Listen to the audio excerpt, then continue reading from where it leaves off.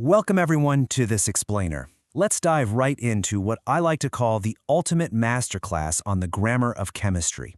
We're going to decode the secrets behind chemical reactions and, really, uncover the hidden patterns that make up our physical world. Now, I have to ask, does the thought of memorizing 110 different balanced chemical equations for your exams make you want to completely panic? Look, I get it. It's a number that haunts chemistry students, 110 essential chemistry reaction facts that show up everywhere from high school boards to competitive exams.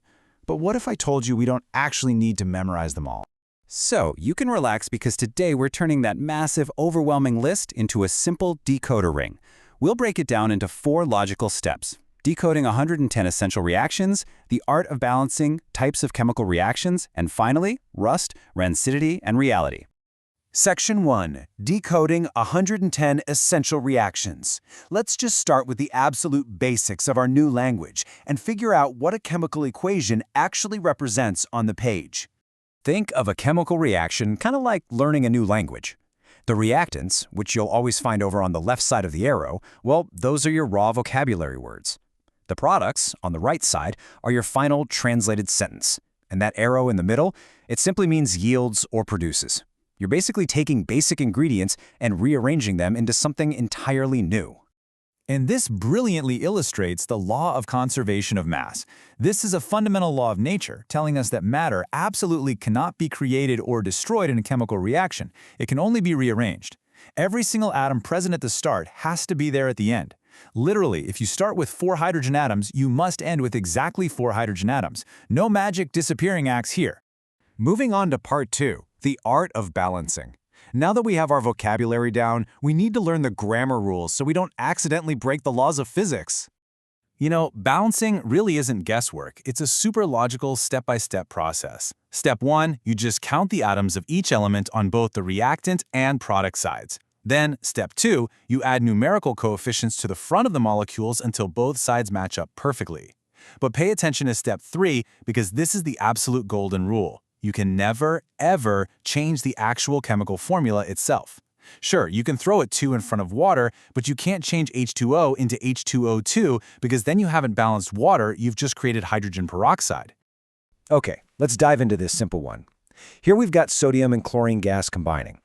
Now, chlorine naturally exists as a diatomic molecule, meaning it loves to travel in pairs as Cl2. So to make sure we don't lose or invent any atoms along the way, we have to add those 2 coefficients.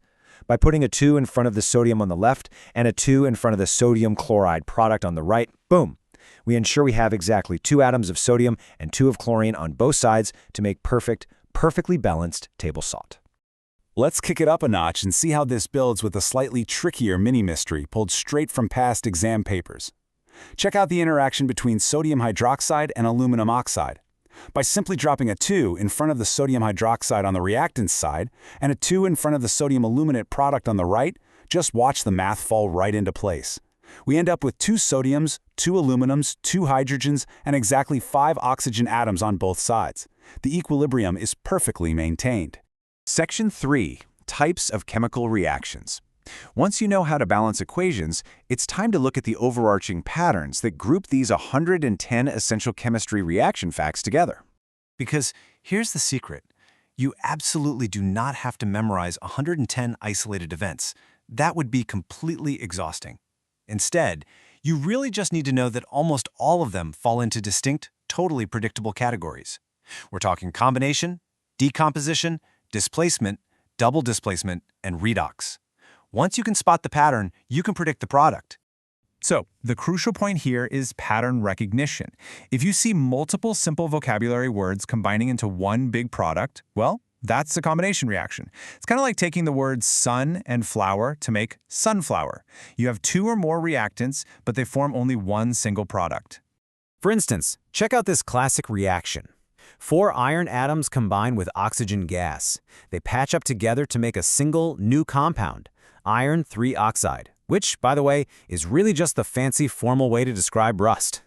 Multiple reactants, one product. Combination. Simple as that.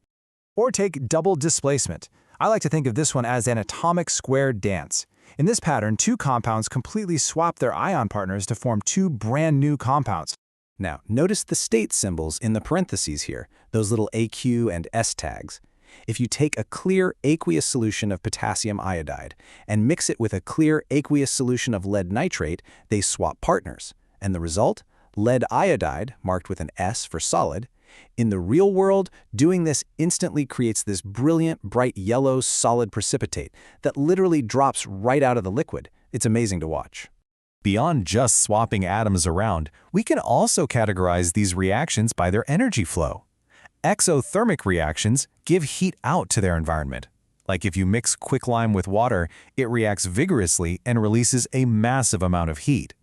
On the flip side, endothermic reactions, like thermal decomposition, are the exact opposite. They absorb energy, meaning you have to constantly pump heat into them just to break the compounds apart. Then there's redox, which is just shorthand for reduction and oxidation. This is basically an epic chemical tug-of-war happening simultaneously. Oxidation is when a substance gains oxygen or loses hydrogen, and reduction is exactly the reverse, losing oxygen or gaining hydrogen. Let's look at this classic exam equation to actually see redox in action. We've got manganese dioxide reacting with hydrochloric acid. Notice how the manganese dioxide loses its oxygen to become manganese chloride? That means it's getting reduced. Meanwhile, the hydrochloric acid loses its hydrogen and turns into chlorine gas. That means it acts as the reducing agent and gets oxidized. It's a simultaneous, perfectly balanced exchange. Section 4. Rust, rancidity, and reality.